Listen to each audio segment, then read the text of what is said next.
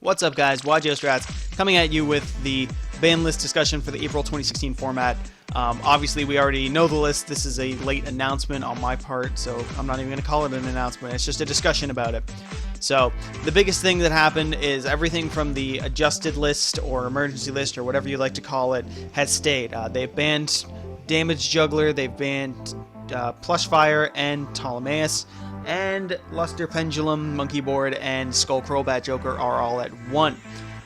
The big changes, Wavering Eyes is now banned. A lot of people saw this card as a problem, mainly for the number 4 effect than anything, the ability to search another copy of Wavering Eyes from your deck and add it to your hand.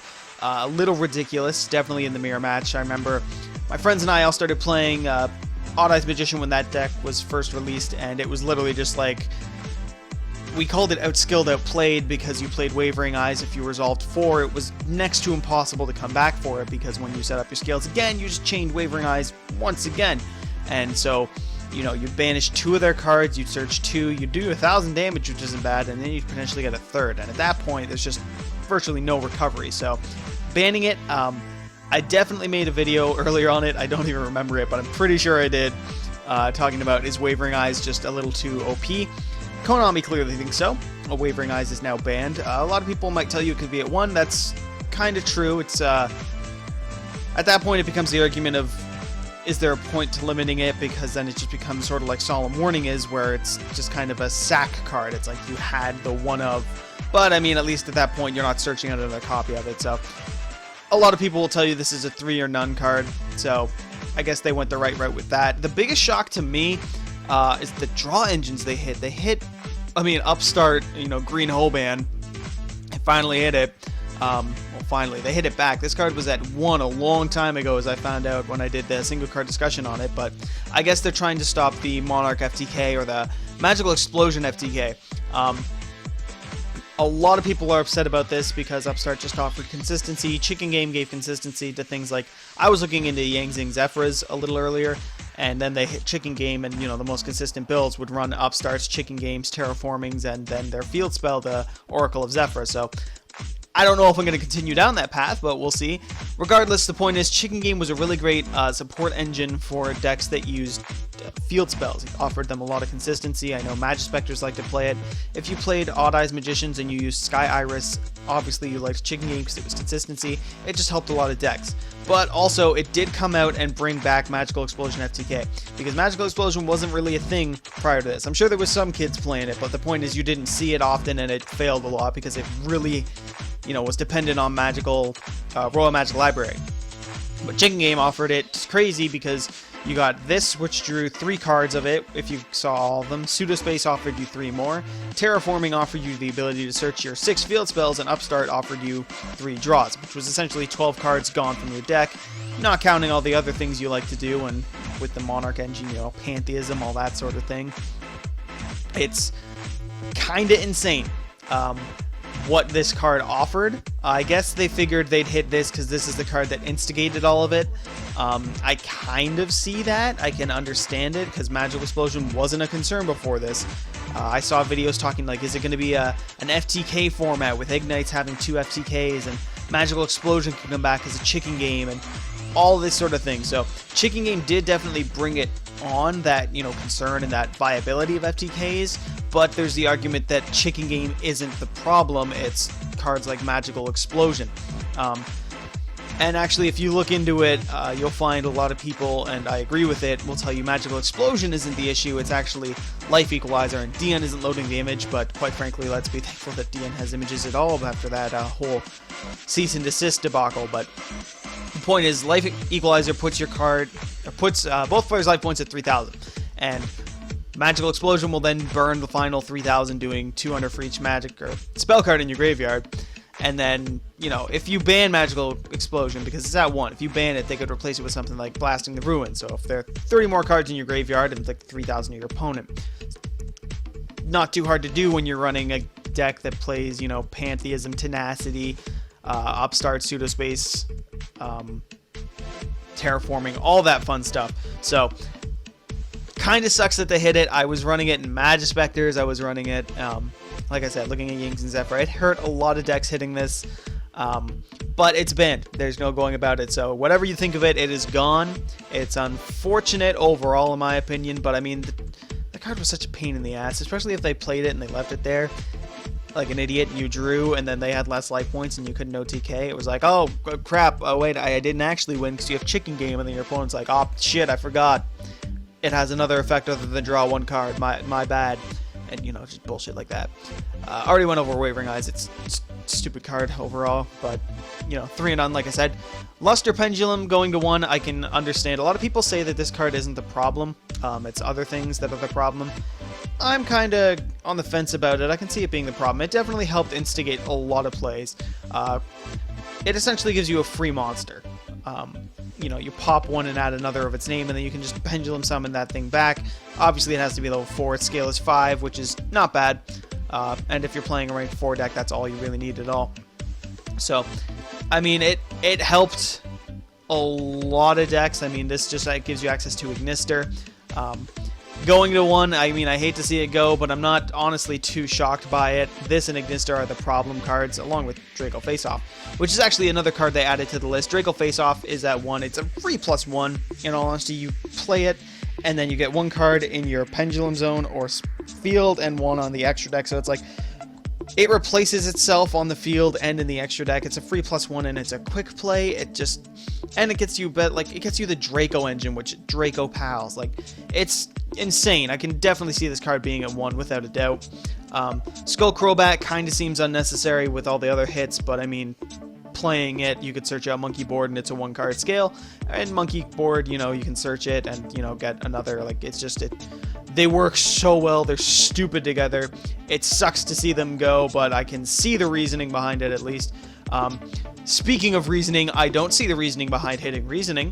It's not played in any competitive Cosmo decks anymore. The only thing Reasoning hit did was make Quantums and Infernoids less viable. That's what this did, because Cosmo isn't playing Reasoning anymore. Screw it. Like, it's not as viable as, say, Tin Can. I mean, like, some people played it and the, you know, Reasoning into Tin Can and all that sort of thing, but like, it's just, it's not there anymore. So it didn't really hurt the meta. It hurt rogue tiered decks more or less.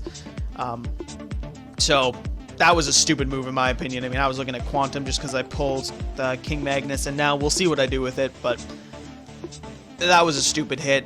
Wisdom Eye Magician, I kind of saw coming, but not actually. I mean, a while ago I would have said you need to get rid of Wisdom Eye, but then, you know, Pepe happened, so I didn't think it needed to go. I'm assuming they hit this as a preemptive, just splash the remainder of the Draco Pal stuff in with Odd Eyes, and I mean, 2 Wisdom Eyes. Opening 2 Wisdom Eyes is a free rank 4, so I mean, I kind of understand why they hit it, but I mean, it was really just a kick in the dick to Odd Eyes or Magician players, so it's unfortunate. I was looking at playing that deck again, but I mean, my profile of it, I think like 16 cards of that from that deck and my build are gone, so that needs a whole level of revamping that I'm not ready for yet, so we'll see if I do an update on that profile. Other than that, cards put to 1, you've got Nordens at 1. This is a big hit for Mermail more than anything. A lot of decks are kind of losing their instant fusion rank 4, more or less. I mean, it's kind of take 1 instant fusion out of your deck. If you're playing 3 fusion, 2 Norden, now you're playing 2 fusion, 1 Norden. Not the biggest thing in the world. Like I said, I've just built my Mermail, and I included Upstart and Norden in it, so it was like, oh, fantastic. Got to replace those now. So I'm hurt in that regard, but Norden to 1 is reasonable. It's definitely a broken-ass card. It's a free rank 4 with instant fusion, and, you know, if you play Call of the Haunted and stuff like that, it just gets even stupider. So 1 as well, Ignister Prominence. This is the serious hurt for Pepe, because this is their main out to Monarchs, and so now if it gets, you know, Cosmojoed, or if it gets Stormforth, whatever, it's gone, because this is how you get rid of non-targetable things. You know, with March Up, Monarchs become untargetable, and Cosmo ships explain themselves with the untargetableness, so this is a serious hurt for the deck, but it definitely offered way too much. Pulling out any Draco Slayer from the deck to use its effect, you could pop your opponent's Pendulum cards to use it. It was just insane. So going to 1 doesn't surprise me. It's a very good card. It's still at 1. It'll still be a threat, but they're going to have to use Dino Ister in more numbers to keep up the rank 8 plays and that sort of thing. And Thousand Eyes Restrict is back. This card has been on the list forever. It's generally considered to be irrelevant in today's metagame. We'll find out how true that is. But if you're looking to keep those into Fusion in your deck, as I said earlier, maybe take them out, you can maybe throw in a Thousand Eyes Restrict just to try it out. If you don't like it, whatever. The price jumped up dramatically, up to like 25 bucks, so I'm glad I had one from years ago, because it's, usable for me now. But 25 average according to DN, so a little pricey, but if that's not an issue, good for you. Semi-limiting's only 3 cards have been semi-limited.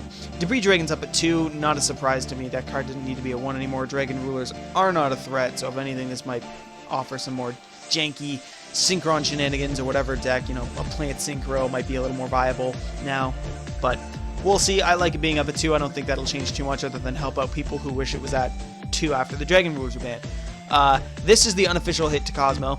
It's Emergency Teleport.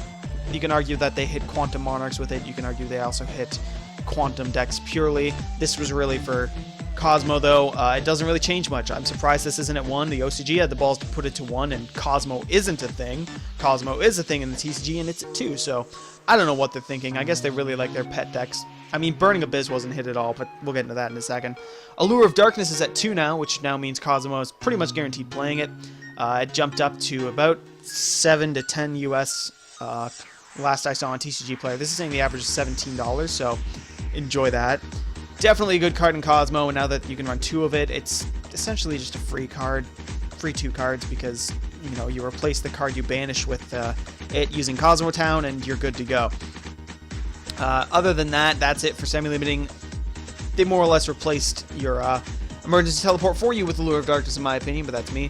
DMOC is back at 3 because it got the errata in the Yugi's legendary decks or whatever. No changes here. The card was nerfed, so it probably won't see much play. Tragodia is up at 3, making no difference other than for rank 10 spams, which may enjoy it. But there's still no trains in the TCG, so we'll see. Actually, I'm not even sure. I haven't done enough research into trains. I don't think they run Tragodia, but I don't know enough, so I won't comment. Advanced Ritual Art is at 3, so you Herald of Perfection decks and Ultimateness. You got that back for you. Great. And that's pretty much all there is to say about it. Card Crush Virus came to 3, or Crush Card Virus came to 3. That surprised me, if only because, man, I said this could go to 3 because no one plays it, and I wanted it to go to 3 for that stupid Legendary Knight deck I was building, and now it did, so I can run Doom Virus Dragon with more consistency. This doesn't make much impact. I mean, VA stopped playing it. It's not that good a card anymore. The nerf made it irrelevant. Overall, things to take a look at this list. They hit Draco Pals so goddamn hard. It's borderline Dragon Ruler abuse on the ban list for this deck. So we'll see where it goes. It's still going to be viable if you ask me. Still going to be able to put out damage. It won't be as dominating, but it will be stronger. Monarchs didn't get touched, which puts them primed to be number 1 this format. Burning Abyss or PK Fire, whichever variant you like to run. They didn't get hit at all, really. At all. Because, I mean, I saw some people saying they got support in the form of Allure. I don't think anyone's going to run Allure, just because it's not that good of a card. But they didn't get hit at all. So Monarchs and Burning Abyss, got off scot-free. People are varying degrees of upset about that. More so about Monarchs. Monarchs, I mean, how can you not hit Pantheism or Domain or one of the both? Just, oh my gosh. But whatever, they're off scot-free. Cosmo really got a tap on the wrist, but you won't notice it. I promise you. And Infernoids have effectively fallen off the map with one reasoning. Left Arm Offering did just come out today, as of the making of this video, actually. So you might be able to replace, or you might be able to fetch the reasonings with that, but that will come at the cost of banishing your hand. So you'll see whether or not that's viable with your own testing, I'm sure. If you ask me, it's still not going to be good, because if you reasoning and they call 1 and the first mill is Decatron, you banish your hand to do that, you're done. So that is our look at the ban list for the April 2016 format. More of the same, just more Monarchs. So literally, fuck the Sylvans I've been testing. That's the message I'm getting for this. Thank you guys for watching. Like, comment, subscribe. Tell us what you think about the ban list in the comments and all this stupidity of not hitting FTK cards directly. All that fun stuff. Thank you guys for watching. We'll see you next time on YGO Strats.